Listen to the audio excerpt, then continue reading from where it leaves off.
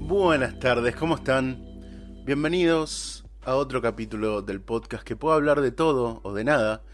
El podcast que puede ser lo que vos quieras que sea. Ojo con lo que querés. Hoy quiero que hablemos de la comunicación. De las fallas que veo que la mayoría tenemos y que hacen que no nos terminemos comunicando de la mejor manera. Y de por qué para mí la discusión, como se suele entender, no tiene ningún sentido. Antes que nada, quiero aclarar que no pretendo dar cátedra de cómo hay que comunicar ni cuáles son las mejores formas para hacerlo, porque no soy quien para hacerlo. Sino que quiero enfocarme en las cosas que tuve y tengo que ir mejorando para sentir que mi mensaje llega al otro. Antes que nada, les recuerdo que se pueden suscribir al canal, activar las notificaciones para enterarse cuando subo nuevos episodios, y que mi nombre es Santiago Moll, y esto es La Vida en un Podcast.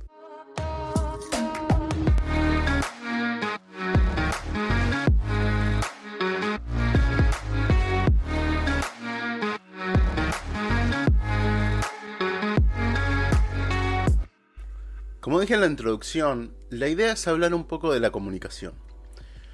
Para eso es necesario que pensemos cómo solemos definir la comunicación. La solemos definir como un proceso que consiste en la transmisión e intercambio de mensajes entre un emisor y un receptor. Para ello tenemos la figura del emisor, del receptor, del mensaje y del canal.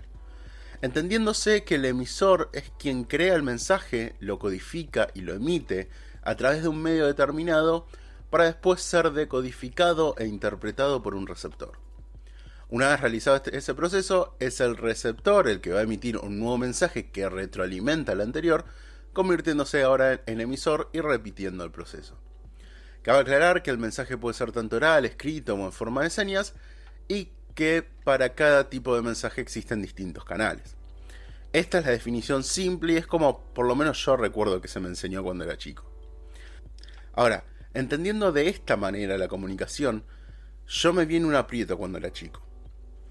Como les comenté en el episodio anterior, yo tuve una etapa de mi vida un poco encerrada en mí mismo, me era un poco difícil hablar y expresar lo que pensaba.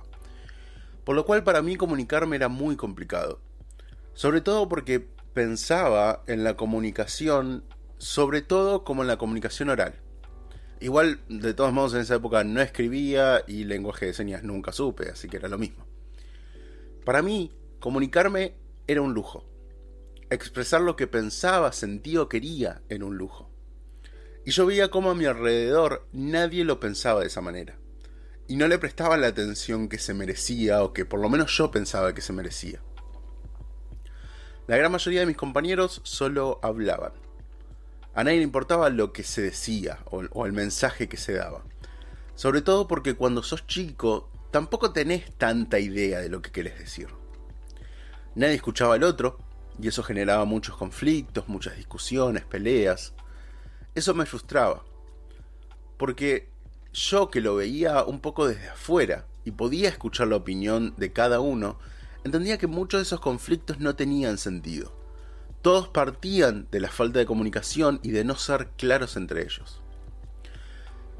Igual lo que más me sorprendía era que muchos adultos tenían ese problema. Porque, como dije, podés entender que algún chico de 15 o 16 años no sea claro en lo que dice o no diga todo lo que piensa. Pero que un profesor no lo haga me parecía un poco más raro. Esta es otra de las razones por las cuales empecé a cuestionar la educación que se nos daba. Porque veía como muchos profesores solo comunicaban de una manera. Y si vos no entendías, no importaba. Porque no había un plan B, no había otra forma de comunicar. De todos modos, este punto lo hablamos más en profundidad en el episodio número 6, Paradigmas de la Educación. Si no lo escuchaste, puedes escucharlo una vez que termine esto. Vas a ver que no te vas a arrepentir, te lo prometo. Esta visión de una falta de comunicación constante a mi alrededor me generaba cada vez más miedo. ¿Por qué? Porque si yo pensaba que mis compañeros, que tenían muchas más herramientas que yo para comunicarme, igual no eran entendidos o escuchados y sus mensajes no llegaban a ningún lado, ¿por qué el mío sí?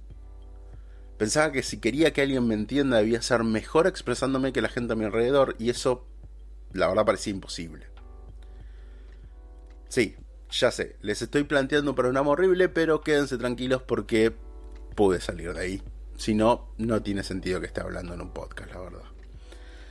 Me acuerdo que un día yo estaba en la mitad del aula solo, escuchando música, cuando me llegó un pedazo de papel escrito por un compañero, en el cual me preguntaba si quería ser el baterista de la banda que él se estaba armando. Me acuerdo que lo miré, un poco extrañado por la propuesta, pero le dije que sí, que no tenía problema. Por un lado, porque es lo que cualquier tímido haría, decir que sí, ante cualquier cosa. Y por otro, porque realmente a mí me gustaba la batería. Aunque nunca había tocado, era lo que más me llamaba la atención de lo que escuchaba, de la música que escuchaba. Este gesto y el hecho de formar parte de una banda y de un grupo hizo que yo pudiera superar muchos problemas, pero más allá de eso, con lo que me quiero quedar en este punto es en cómo mi compañero se dio cuenta que a mí me podía interesar la batería. Yo no le había dicho a nadie que me gustaba.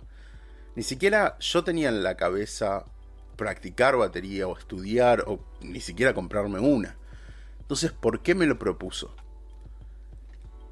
Él había visto que yo pasaba varias horas al día, en los recreos o en los momentos donde había que hacer tarea, escuchando música y haciendo el ritmo con mis manos y golpeando mis rodillas o con una lapicera pegándole al cuaderno. Todo el tiempo lo estaba haciendo y él fue el único que se había dado cuenta e interesado por eso. Él había captado un mensaje. Y acá vino una gran lección para mí. Me di cuenta que yo todo el tiempo estaba comunicando mi deseo de tocar la batería. Solo que no lo hacía consciente.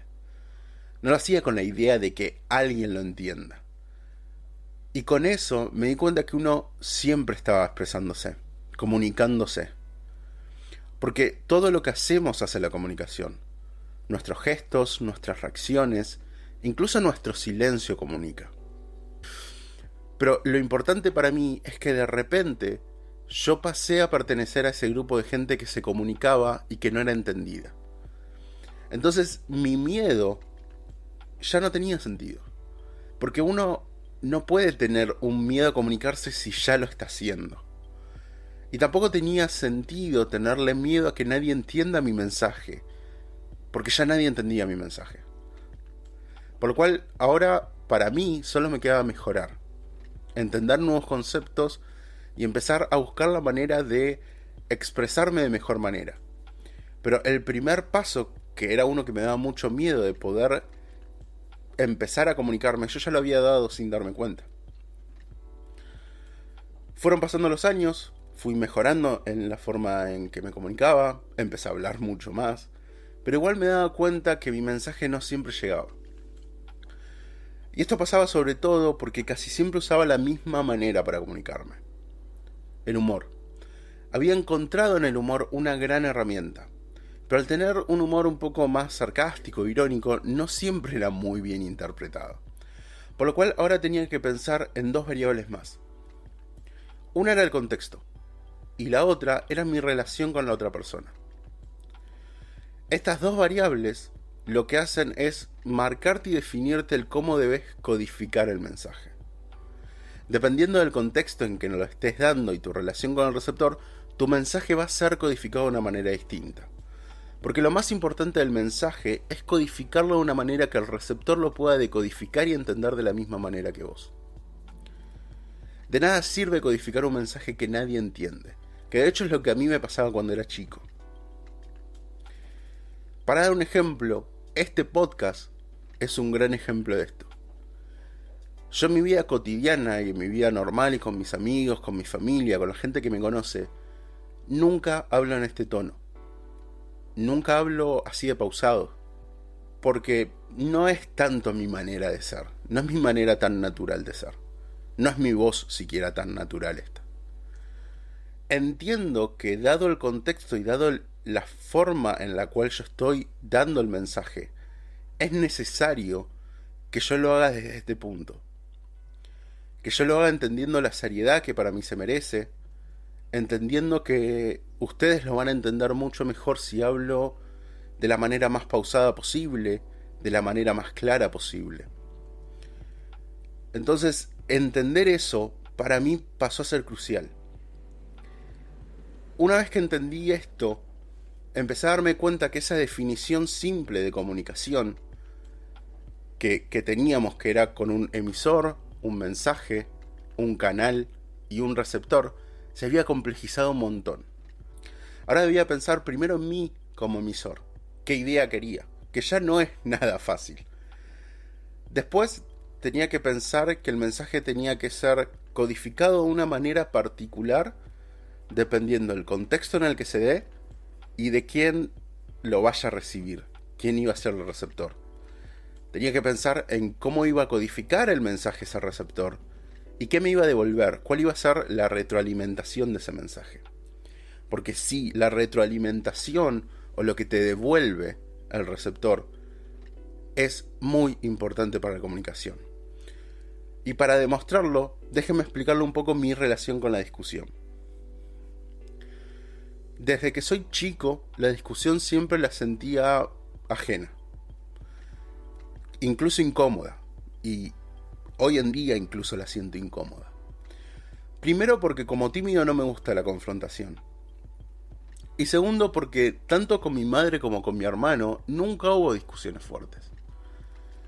Mi madre solía solucionar las cosas con una voz muy calmada y de la manera más pedagógica posible. No sé si siempre fue su idea o si le salía natural. Les juro que yo prefería que ella se enoje y me insulte antes que me hable de esa manera. Mamá, si me estás escuchando, sabe que casi todos los llantos que tuve con vos fueron porque me hablabas así. Pero más allá de eso, nuestros enojos nunca duraban mucho.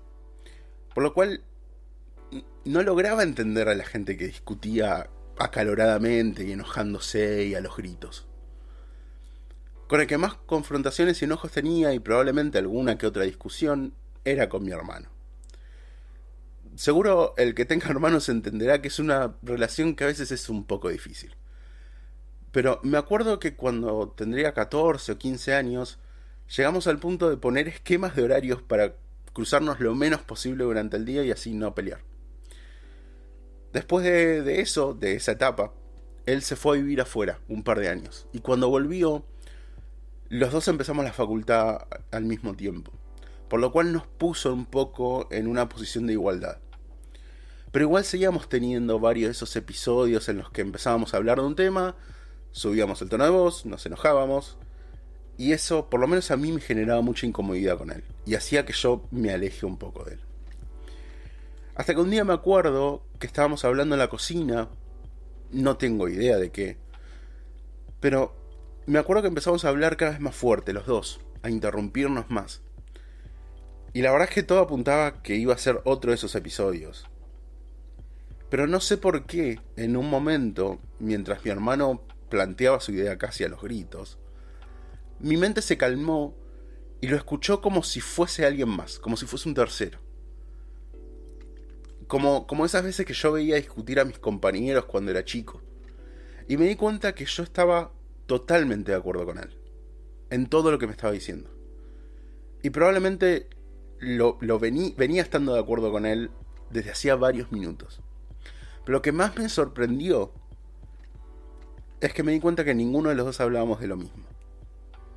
Estábamos yendo hacia una discusión sin ningún tipo de sentido, porque nunca nos íbamos a poner de acuerdo porque no estábamos hablando de lo mismo. Ahí intenté bajar y pasé los siguientes minutos intentando explicarle a mi hermano esto. Que yo estaba de acuerdo con él, pero le estaba planteando otra cosa, otro tema. Parecido, pero otro tema. No lo logré. Por lo menos ese día no lo logré. No sé bien si porque no supe expresarme o porque él venía muy entonado con la discusión y bueno, no me iba a escuchar tanto. Por lo cual decidí decir una frase tibia, un sí, puede ser, yo qué sé. Y cambiar bruscamente de tema y todo se calmó. Ese día me di cuenta que la gran mayoría de las veces que nos habíamos peleado era por eso.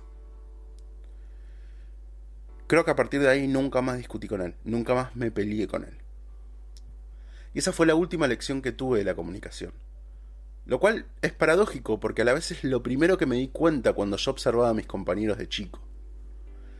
Entender lo que el otro te devuelve a tu mensaje, el poder decodificar lo que el otro te está diciendo es fundamental.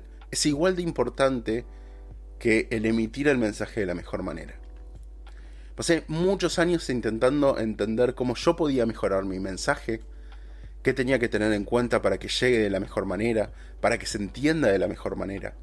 Pero recién ahí, en esa discusión, me di cuenta que era igual de importante entender lo que te devolvía el otro. ¿Y cómo podía entenderlo? Poniéndome en su lugar.